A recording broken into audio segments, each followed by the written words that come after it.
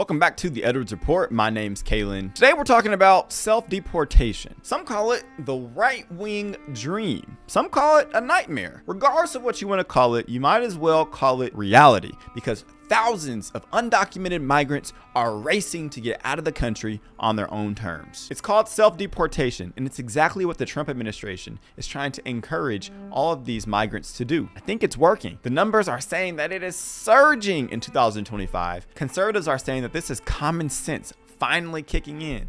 Liberals are saying that this is fear-based coercion masquerading as policy. So who's right? What's really going on? And what does it mean for our country? Let's find out. Now at 4, a South LA woman accused of staging a fake immigration kidnapping is now facing federal criminal charges. Good afternoon. This is the KTLA 5 News at 4. I'm John Fenolio. She allegedly claimed she was being held in a facility near the border, but the Department of Homeland Security says they found her at a mall in Bakersfield. KTLA's Sarah Welch joins us from South LA. What? She faked like she got apprehended by ICE? With the story, Sarah. Hey, John, good afternoon. The Department of Homeland Security says Julie Calderon made this whole story up, that it was a hoax, that she blamed federal agents while stoking fear in the community. What in the Carly Russell Jussie Smollett is this? You had Jussie that faked like a hate crime was committed against him. You had Carly Russell that was acting like she got abducted in a highway. And now you have this woman that is acting like ICE has come and ran up on her and took her from the fast food restaurant. You can't make this stuff up. What in the victim Olympics is going on here? This is the problem. When you incentivize victimhood, when you make people celebrities and you start striking and putting them on shirts and setting up GoFundMes and starting whole movements behind stuff that has been loosely investigated, you start to encourage people to want to be the next victim, to win the victim Olympics, so that they can have people protesting for them, so that they can get some money. It's crazy. I always kind of had a suspicion that a lot of this stuff was fishy, but I'm not the one to just go deeply investigate it and expose it. But I kind of just always thought like, now? Free Julie now! Back on June 30th, family and friends of Julie Calderon claimed she was kidnapped in this Jack-in-the-Box parking lot off Alameda in South LA by federal agents or people working with them. Ununiformed men in unmarked cars kidnapped Julie. But the U.S. Attorney's Office says that was a lie. In its criminal complaint, they say these are photos of Calderon, a citizen of Mexico. Cotton 4K. Got them people out there protesting for her. On June 25th, parking her Toyota in the fast food parking lot, getting out and then walking across the street to get into another vehicle at this gas station and later driving away. Days went by and the family set up a GoFundMe to help find her, and they also filed a missing persons case with LAPD. She was taken straight from here to the border and pressured to sign. Just lying. How many people were a part of this? How many people do y'all think were a part of this? Because the family set up that GoFundMe quick, with the quick. Got the lawyer quickly. Do y'all think he knew? Do y'all think he in on it? Allegedly, whatever I need to say to not get sued. How many people y'all think was in on this? Self-deportation paperwork. Calderon claims she used another person's cell phone to say she was taken to a warehouse at an unknown location. But federal investigators say that was also a lie. And when we asked LAPD, all they would tell us is that they had closed the missing persons investigation. Federal investigators say Calderon was never in federal custody. And on July 4th, they located her with this woman at a parking lot in Bakersfield. Investigators. I'm from Bakersfield. They caught this woman at the Valley Plaza. No, it's fine. I don't know where they caught her. But that's an hour and a half away from LA. So she faked her abduction, drove down the 405, hit the Grapevine, and just went to Bakersfield? Did she know that ICE is also raiding Bakersfield? Investigators say she stuck to her story. She'd been kidnapped. And these are photos investigators say Calderon created to make it appear as if she was in custody and being mistreated. But the U.S. Attorney's Office says she orchestrated the phony kidnapping to generate public sympathy and solicit donations. Now, the U.S. Attorney's Office released this statement saying dangerous rhetoric that ICE agents are kidnapping illegal immigrants is being recklessly peddled by politicians and echoed in the media to inflame the public and discredit our courageous federal agents. He went on to say, in terms of this case, all those involved will face the full consequences of their conduct under federal law. Now, Calderon has lived in L.A. for more than 20 years. She's charged with conspiracy and making false statements to federal agents. So far, no one else has been charged in this case, but the U.S. Attorney's Office says this case is ongoing. We did reach out to Calderon's family and the family attorney, but we haven't heard back yet. Coverage you can count on begins in Aiken County, where a family is feeling the pressure from the new undocumented immigrant policies. Kim Vickers sat down with them to learn more about their story. One of President Donald Trump's main campaign promises in 2024 was sweeping immigration policies. An Aiken County family says they've been living in fear of being split up since Trump took office in January.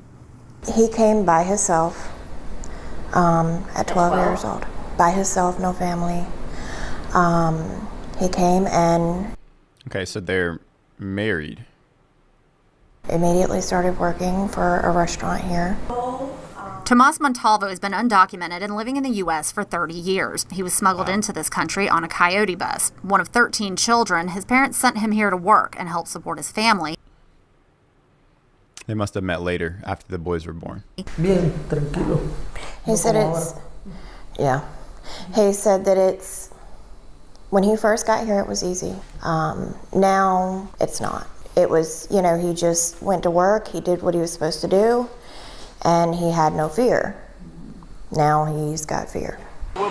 30 years is a long time, y'all. During and since his bid for re-election, President Trump promised the largest mass deportation of undocumented immigrants in the nation's history, something many Republicans pushed for. Trump asked illegal immigrants to self-deport, promising no repercussions, the ability to re-enter the U.S. legally, and $1,000 to help the process.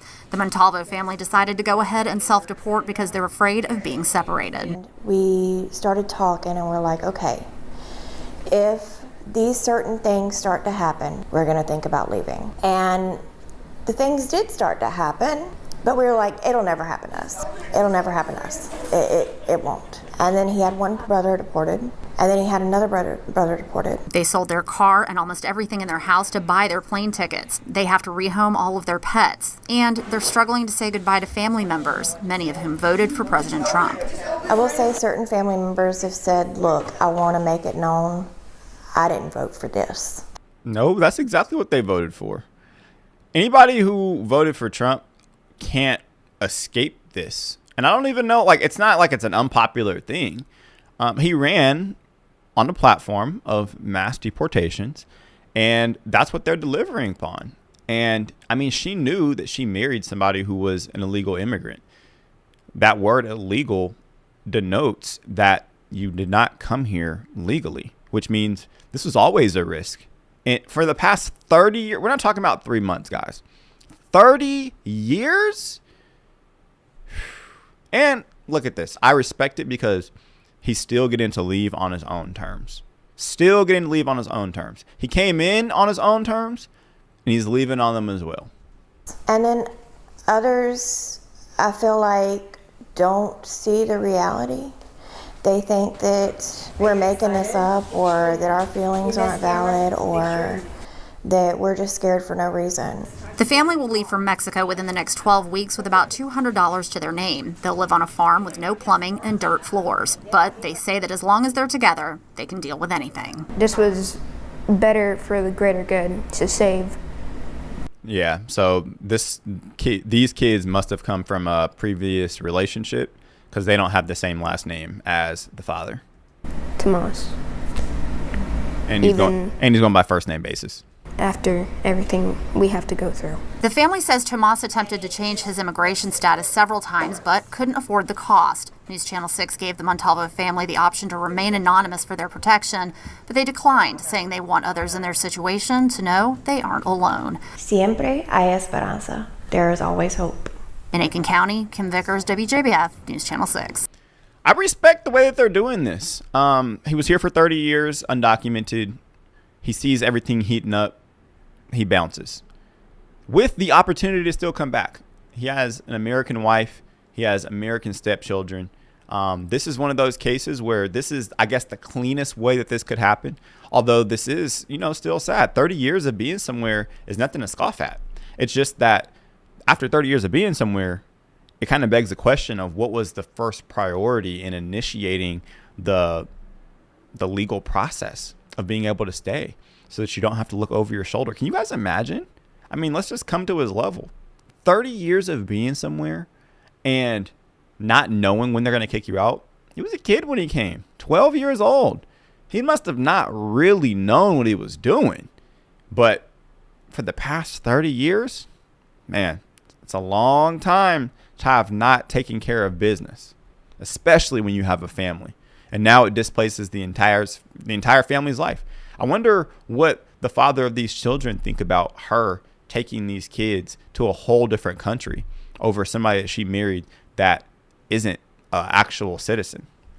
None of my business, but you guys can see how when you break the law or someone you know and love breaks the law and you're connected to them, how it just invites chaos. That's why it's important to do things right.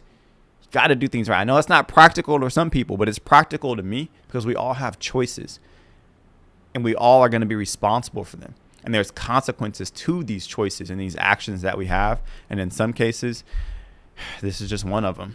I wish them the best, though. And I hope that he gets to come back. So conservatives are saying that this is justice working. Under Trump's second term, immigration enforcement has ramped up hard, and self-deportation is now part of that strategy. Here's how it works. The federal government launched a $200 million campaign. Immigrants who leave voluntarily get free travel and a $1,000 voucher. Plus, there's no arrest, no trial. They just get to leave peacefully, and they get the opportunity to come back. And the numbers are saying that this is working. Over 1 million undocumented immigrants have exited the United States this year alone. ICE deported about 71,000 of them, and the rest just left. So now the net migration is now negative, and that hasn't happened in decades. So conservatives are saying that this is long overdue. They're arguing that it's efficient, that it's cheaper than detention or court proceedings, that it's a deterrent, that it has an inherent deterrence factor, that it sends a message that we're serious about our borders. Others are saying that it's fair, that every country has the right to enforce its immigration law. You guys can see, even in the comments here, a lot of people are going to be saying, you can't do this in any other country. Why should you be allowed to do it here? And as a believer, a Christian, we see that there's precedence for this, that the government has, in its right to exist, it has the right to enforce the laws, that it should punish wrongdoing, that it should promote and uphold justice. No nation can survive with lawlessness at the border and chaos in the courts. People can't just do anything they want to do because they are in peril or they're fleeing from something. There's a process and a way to do things, and that's what conservatives are arguing. But what do you guys think? Do you guys agree with conservatives that paying people to leave is better than locking them up? Let me know in the comment section below, because not everybody agrees that this is justice. In fact, in our next segment, I'm going to be talking about all that the liberals have to say, and hint, it's the exact opposite. But many migrants aren't waiting for immigration agents to detain them at work sites or in courtrooms. In tonight's In Depth, CBS's Adam Yamaguchi highlights the impact felt by families when a parent decides to self-deport. As ICE stepped up raids across Los Angeles, Julie Ear and her family made a difficult drive south to the Tijuana airport. Her mother, Regina Higuera, had lived in the U.S. for 36 years. But 3 weeks ago, she left home, her children and her grandchildren, and headed back to her birthplace in Mexico. Bye, Mom. Bye, Mom. When the ICE raids started picking up on other states, we knew that we were going to get hit eventually. Nobody's safe.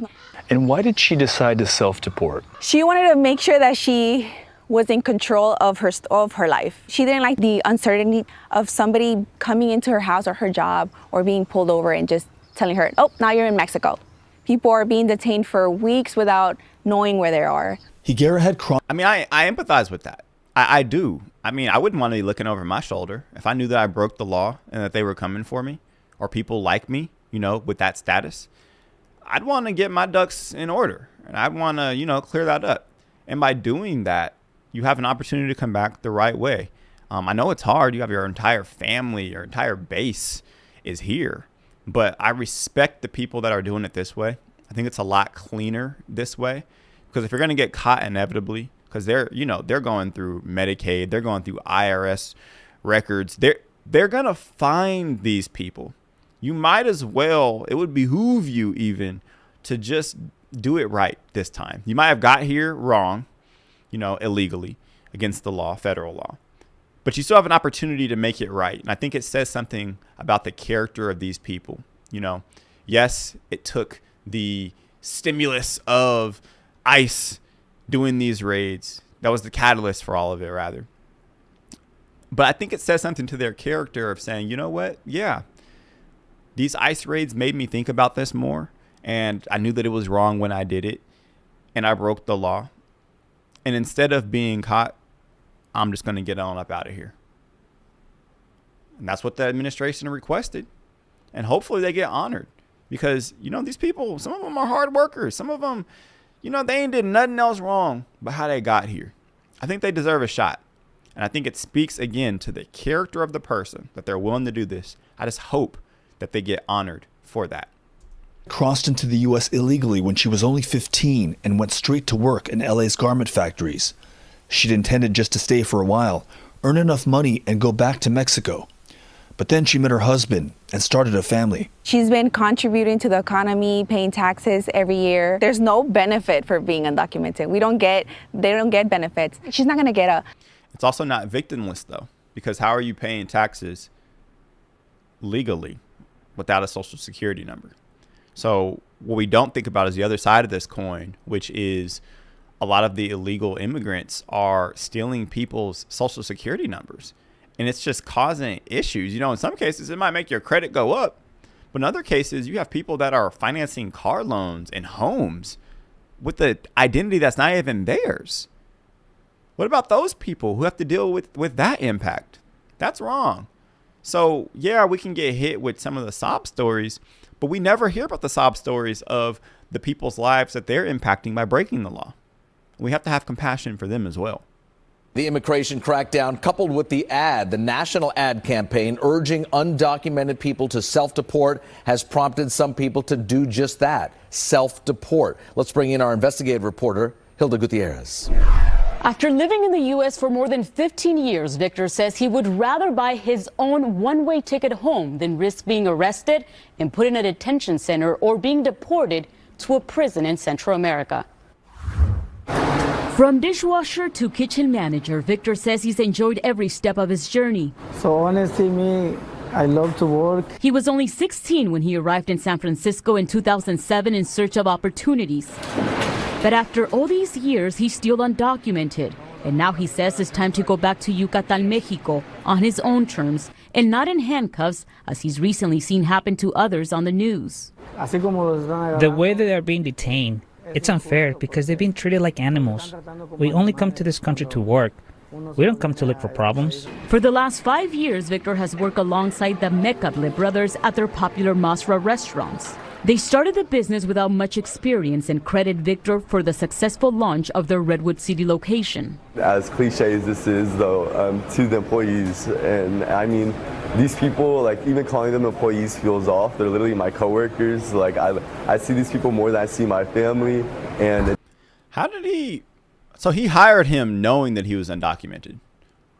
Is anybody aware of the consequences for doing that, if at all any, especially under the current administration?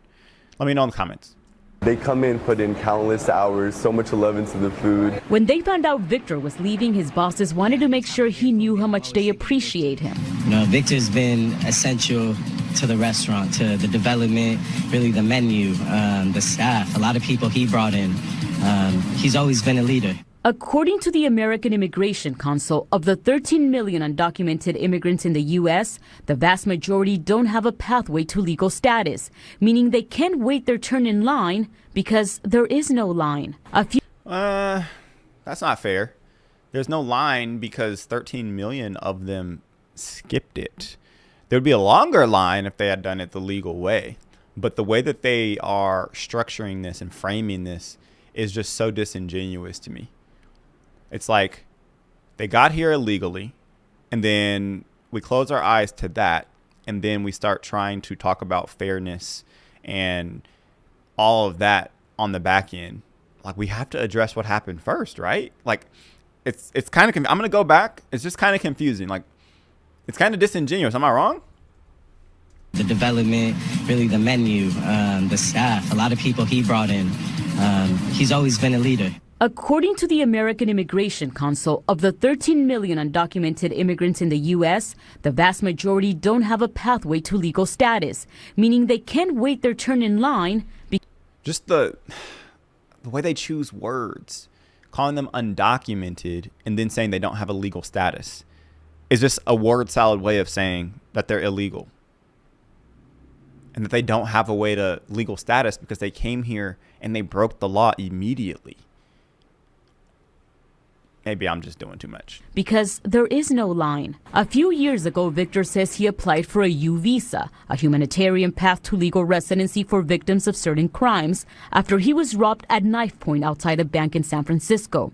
But years later, he's still waiting. When I go on the bank get cash, there's some people he's follow me for my car, and he's put me the knife, and he's take me everything, my phone, my money. For Victor, this goodbye is bittersweet. He doesn't want to leave, but says he also has family waiting for him back home, including a son who he last saw as a baby. So now I need to go back to Mexico because I have my family there. My mom is old, so I not see it for a long time. And then my son too, I not see it for a long time. So all my family is there. Jordan Mecables says the recent ICE arrests in the Bay Area have also shaken the rest of the team. I was kind of messed with the employees' morals. You know, they're just like, they're not as happy, or they're afraid to go to that court date. You know, this block could be hit. If something like that ever did occur, I'm telling you, I feel like a lot of businesses will be going out. For Victor, he says, it's time to put his life and family first. Yeah, I think that's a big issue, because he's saying a lot of these businesses would go out of business because they hire a lot of undocumented people. If you're a legitimate business and you're legitimately issuing out payroll, how are you doing that legit with people who don't have social security numbers? So it's like they're also breaking the law because they're skirting around one of the highest expenses that business would have in the form of employee wages and benefits. They just don't technically have to report it. AKA, they can pay these people under the table. AKA, they can pay them far less than they would have to pay an American citizen. So when we talk about jobs being taken, that's what people mean. We talk about they're not actually paying their taxes. They may be paying a regressive form of taxes in the form of sales tax, maybe some toll roads, but they're not paying income taxes because they don't even have social security numbers. This is what people are saying.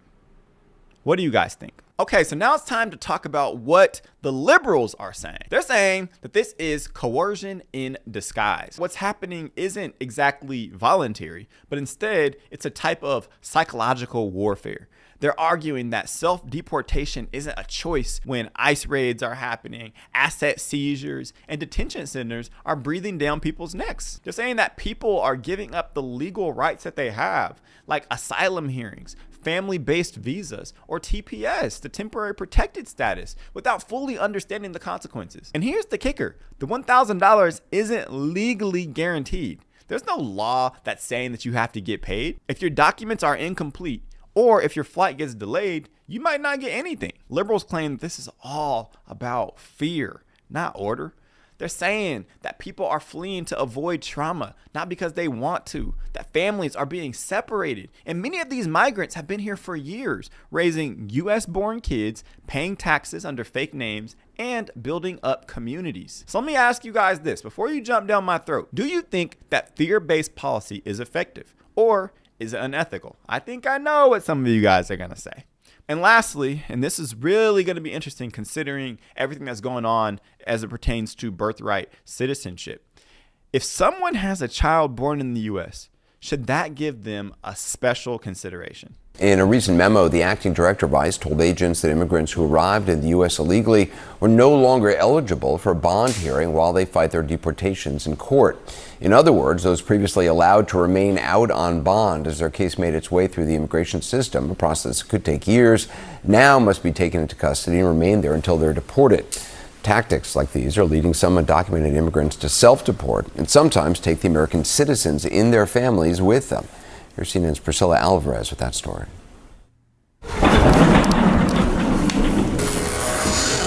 These are the main pictures from our house that we didn't want to just throw away.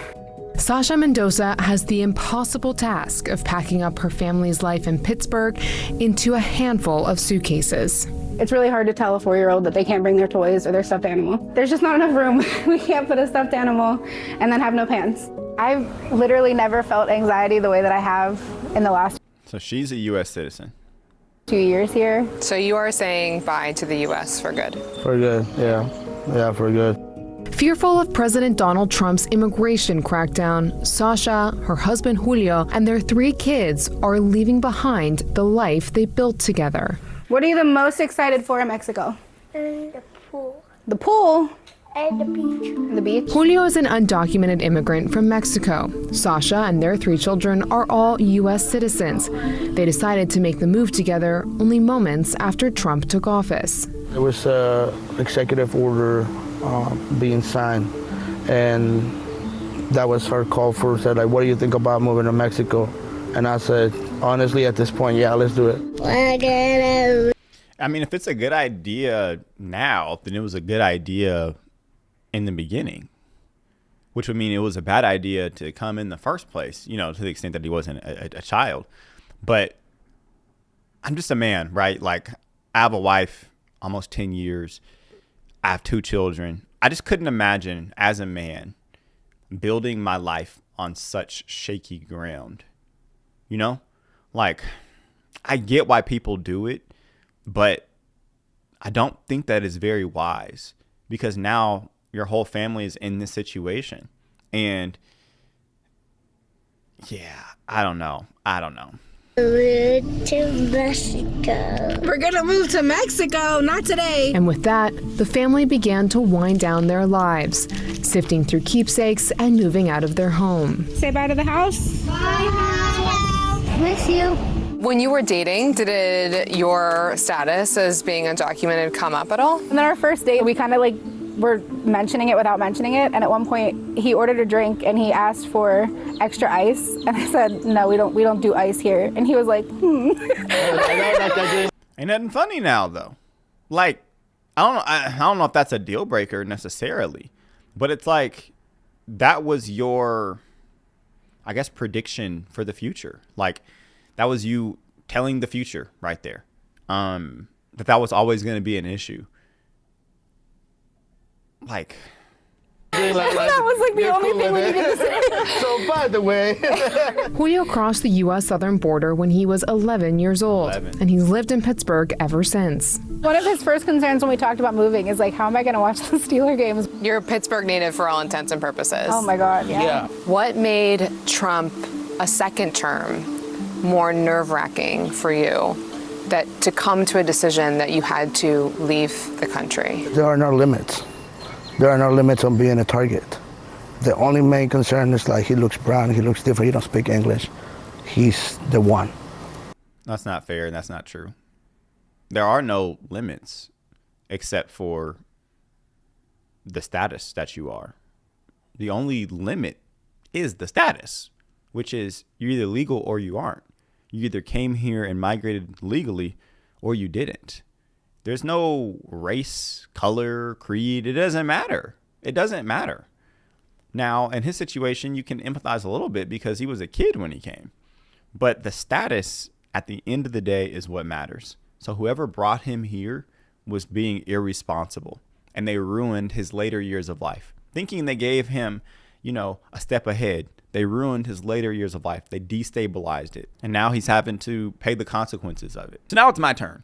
I want to talk about what both sides are missing, because there's a lot of confusion here and it's costing people a lot. So here's what's not being talked about.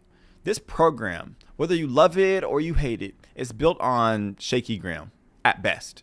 There's no congressional approval for the payouts that they're giving. There's no long-term guarantee for those who are leaving. And some are facing 10-year reentry bans, even if they left peacefully. There's actually no clarity on what happens if they have a pending legal case, for example. Even immigration lawyers are warning people not to take the deal without legal counsel. So for you independent thinkers out there, as I try to be, ask yourself this: should someone be allowed to leave peacefully and return legally later?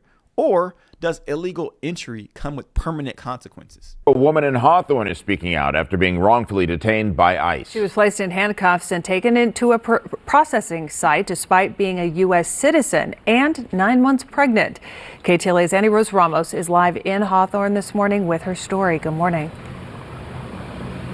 Hey guys, good morning to you both. Yeah, what started as a regular day for 23-year-old Carly Lopez Alvarado turned into a nightmare. She was here picking up her boyfriend and cousin who work as a maintenance crew at this building, but then ended up being detained by federal agents. And as a 9-month pregnant woman, her biggest fear wasn't for herself, but instead for her unborn baby. Ma'am, move your hand away. No. Move your hand away. Listen. Sir. Ma'am, put cuffs on her. Put cuffs on her. Put cuffs on. Hold her hand. I was kind of scared, so my voice was very shaky in the video, but I tried to stay strong because ICE agents detaining Carly Lopez Alvarado Sunday, June 9th, a week before her due date during a Hawthorne raid. After she says she was protecting the truck her boyfriend was inside of, standing between ICE agents and the car. They took all that time to get to that. That's the biggest point. Protecting the truck that had her boyfriend inside of it.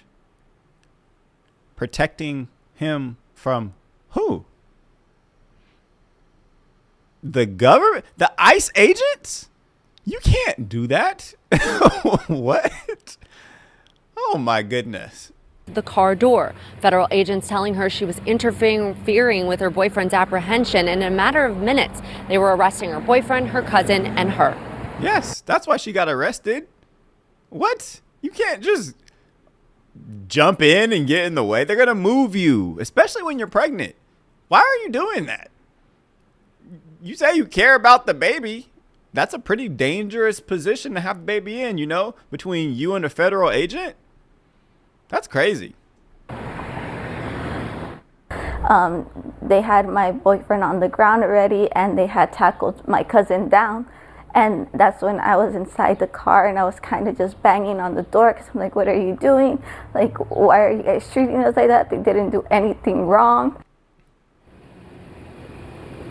The Department of Homeland Security Assistant Secretary telling KTLA, quote, Carly Lopez was arrested because she obstructed federal law enforcement by blocking access to a car that had 2 Guatemalan illegal aliens in it. During this incident, agents were assaulted and an additional subject was taken into custody after he pushed an officer. Federal agents taking Carrie to a processing facility in San Pedro. The agents, she says, telling her she was going to have her baby while in detention, assuming she was undocumented, asking her if she was from Mexico. But you're from Mexico, right? And I'm like, no, I'm from here. And like, I was born here. Here, where's here? What are you talking about? Where exactly is here? I'm like, here, the U.S., Los Angeles. Well, they're asking you that because it's 3 of you guys, right? You're picking up your boyfriend and what, his cousin or your cousin from work.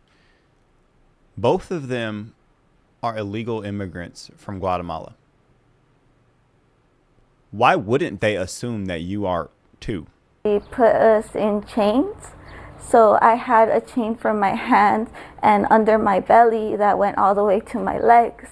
every now and then like fix my hands because I felt like I would be putting too much pressure because the chain went under my belly. Agents eventually releasing Carrie after she said she started feeling pain around her belly. She raced to the hospital where she started having contractions, she believes, from the stress of what happened. 4 days later, she delivered a healthy baby girl. Her boyfriend, the baby's father, is Brian Alexander Barrera, undocumented from Guatemala. Carrie says he is now being held at a detention facility in Texas. They really tried hard to make this story, to turn this story against the ICE agents. I see what they did there, but she was wrong in this situation, especially being as far along in her pregnancy as she was. Thankfully, she delivered the baby and it was healthy. Unfortunately, her boyfriend, I believe, got deported back to Guatemala. Guatemala is beautiful, by the way. I was there 2 months ago.